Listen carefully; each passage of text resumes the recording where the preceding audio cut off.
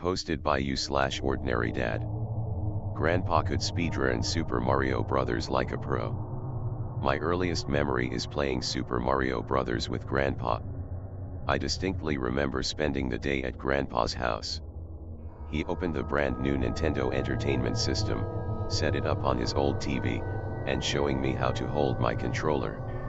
I must have been just a little guy, 4 or 5 years old, and I had trouble jumping over the pits. Meanwhile, Grandpa just flew through the game. By the end of that afternoon, Luigi had beaten the game and saved the princess while Mario was still stuck on 1-1.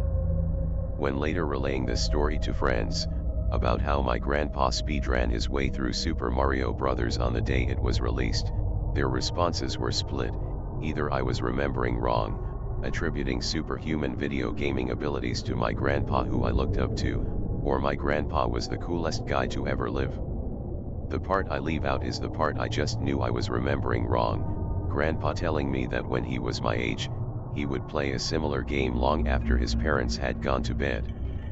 Back then it was called something else, the Mousy Brothers, but it was pretty much the same game. That couldn't have been possible, though. Grandpa died about 10 years ago. Brain cancer. In his will, he left me a barren little piece of land out in Texas and a cardboard box of old things my dad offered to keep in the attic. I never felt any strong affinity toward Texas in my life, so I assumed both were a dying man's flight of fancy. I was thankful he was even thinking about me enough to leave me anything.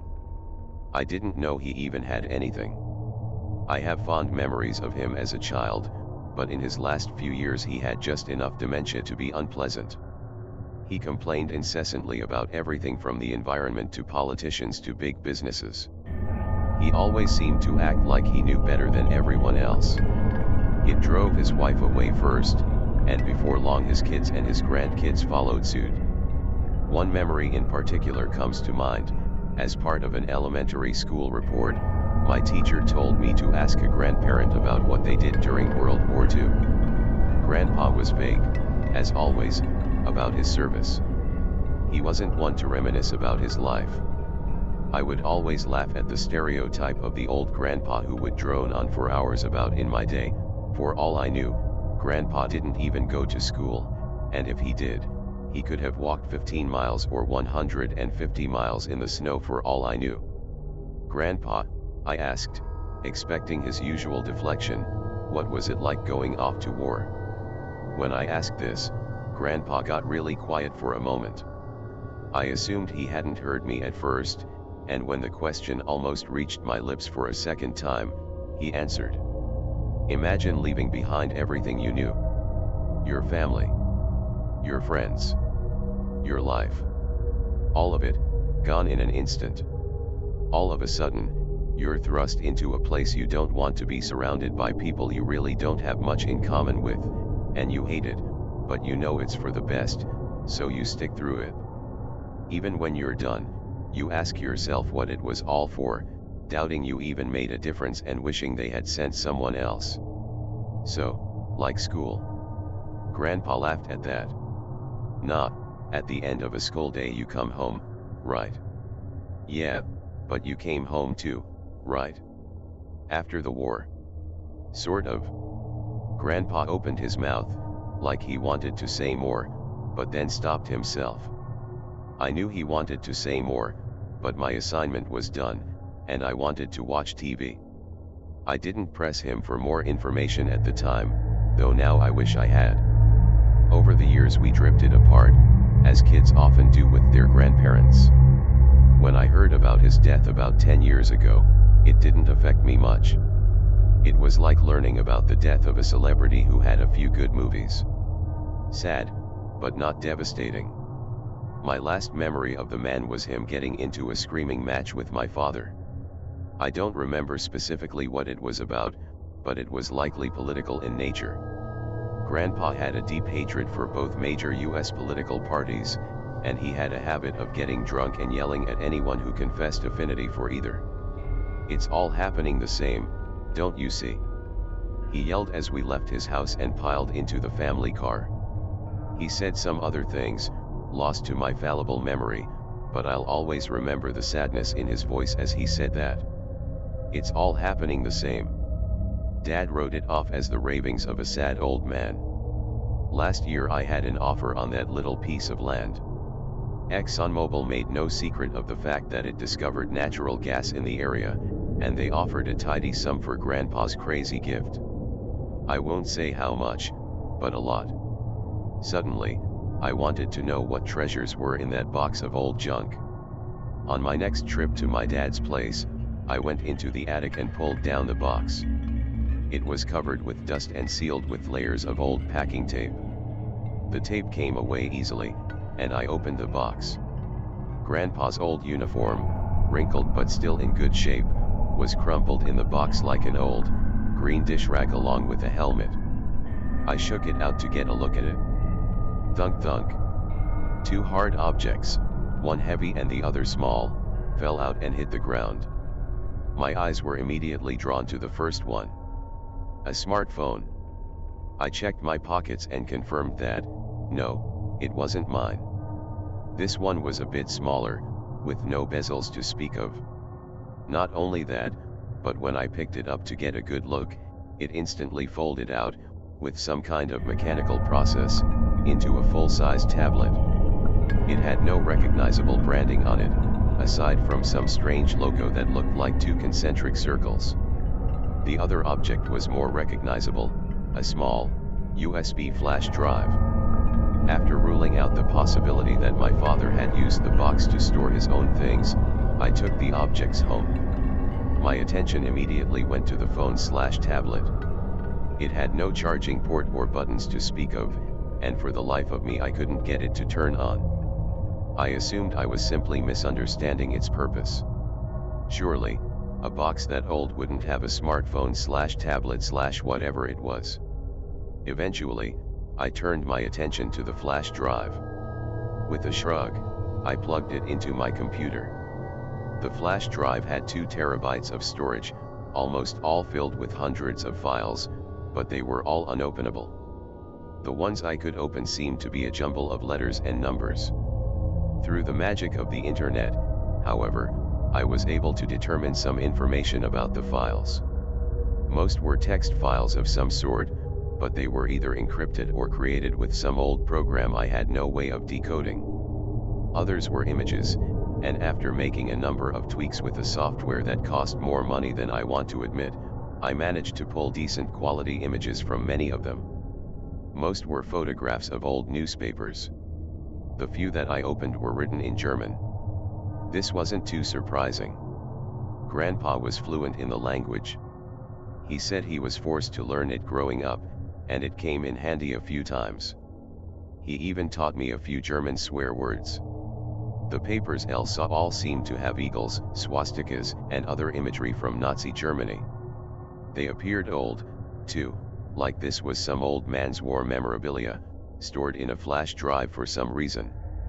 Scattered in were images of handwritten letters. Some were in English, but others appeared to be in German, Russian, and other languages I didn't even recognize.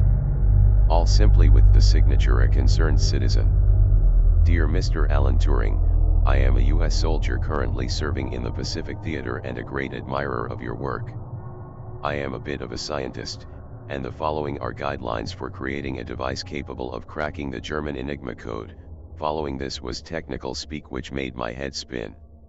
Dear General Patton, I am a U.S. soldier currently serving in the Pacific Theater, though not under your direct command.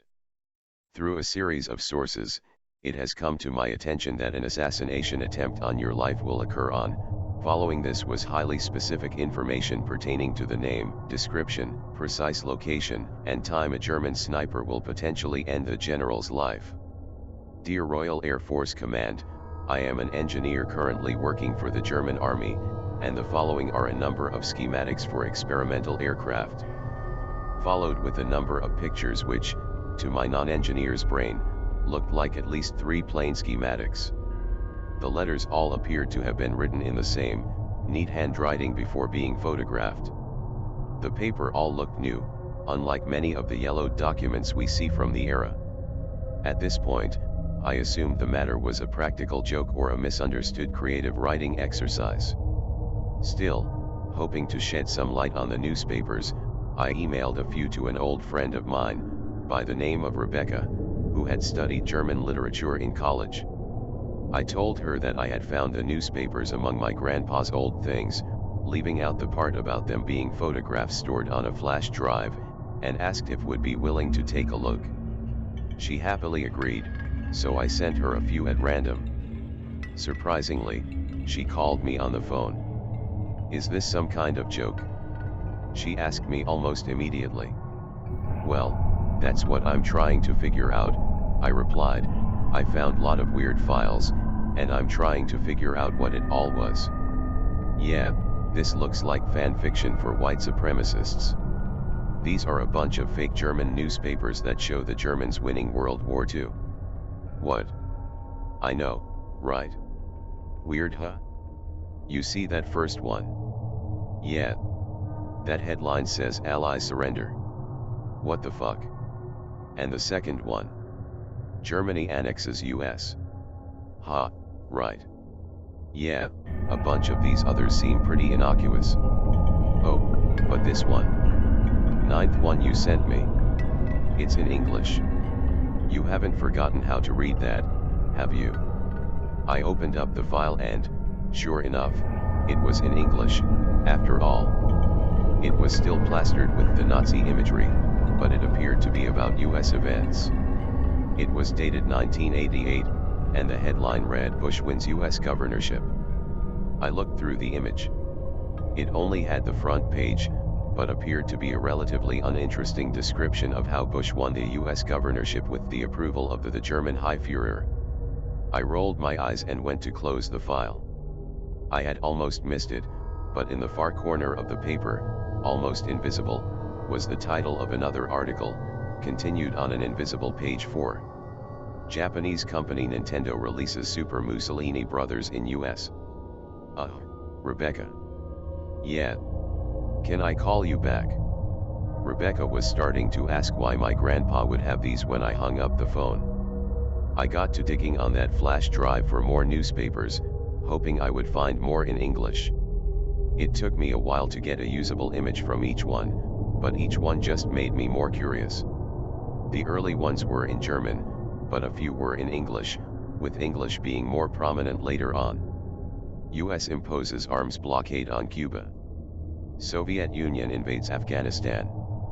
The Cold War flips through my eyes, headline after headline. I look forward. 9/11. US invasion of Afghanistan and Iraq. Global warming. All events I learned about in history class but different. Wrong. Vaguely familiar newspaper headlines gave way to images from all too familiar web pages, with all too familiar headlines. Minor details were different. The name of a business here or the name of a politician there seemed a bit more German, but the general trends and big headlines were all too familiar. I read a few articles dated well into 2015 before I suddenly remembered that Grandpa died in 2008.